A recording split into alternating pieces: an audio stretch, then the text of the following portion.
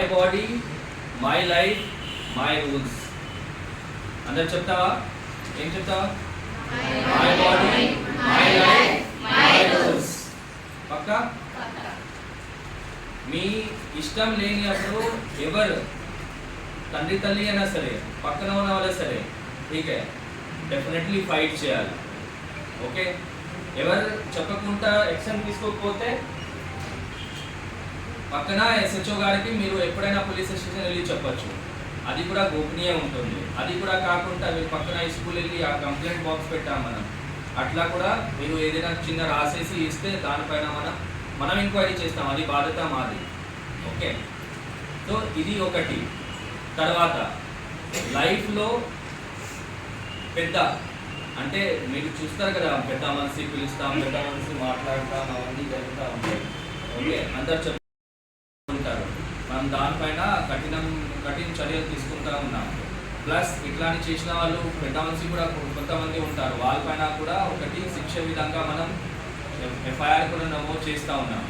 So భయం చేయాలేం లేదు, భయం చేయాల్సింది ఏం లేవు. మీరు ధైర్యంగా, మీరు ఫస్ట్ అయితే ధైర్యం ఉండాలి. ఆ ధైర్యం ఉండి ఒకటి ఎస్పిరేషన్ ఫిక్స్ చేసి చదివింది మీరు మళ్ళీ వచ్చేయండి, స్కూల్స్ వచ్చేయండి.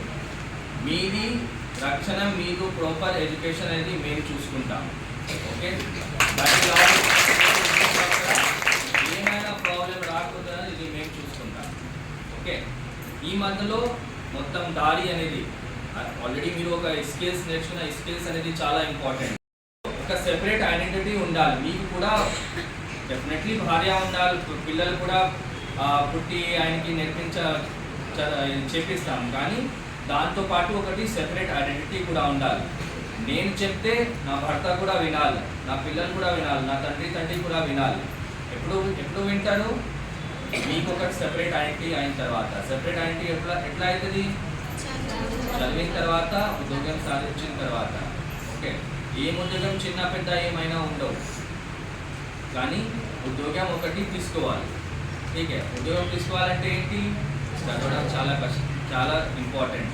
ఓకే, సో ఇప్పుడు ప్రతి స్కూల్స్లో ఊర్లో కానీ మనం సి టీమ్స్ వల్ల, తర్వాత మన పోలీస్ తరఫు కూడా అవేర్నెస్, తర్వాత ఎన్ఫోర్స్మెంట్, మీకు ఎవరైతే పరేషాన్ చేసిన వాళ్ళు ఉన్నారో ఊళ్ళో ఉంటారు కదా, ఒకటి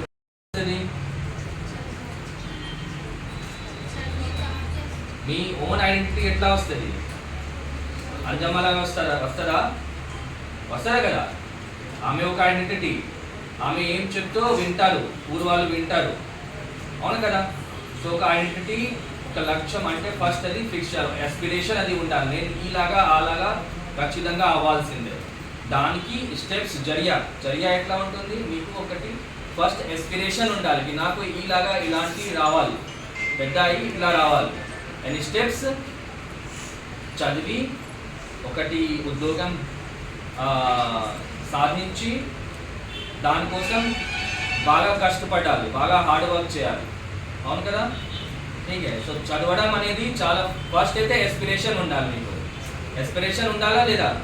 స్కిల్ అయినా స్కిల్ ఇస్ స్కిల్. ఆ స్కిల్ వల్ల ఈ దేశంలో ఆర్ ఈ సొసైటీలో మీరు ఏదో ఒక విధంగా డబ్బులు సంపాదిస్తారు. That is a good way of earning money. Okay, ఆ స్కిల్ మీకు ఎప్పుడో definitely it will useful for you. కానీ మీరు మళ్ళీ ఒకసారి ఇంకా చదివిన తర్వాత ఇంకా మంచి పొజిషన్కి వెళ్తాం, ఇంకా మంచి సమాజంలో కూడా మీకు, మీ కుటుంబంకి, మీ సమాజానికి ఇంకా పెద్ద పేరు తీసుకురాగలుగుతాం. Okay, so I wish you all the best. తర్వాత మీకు ఎక్కడైనా ఏమైనా ఇబ్బంది ఉంటే మీరు డెఫినెట్లీ మా దగ్గర వచ్చేయండి. మా office is always open for you. Okay.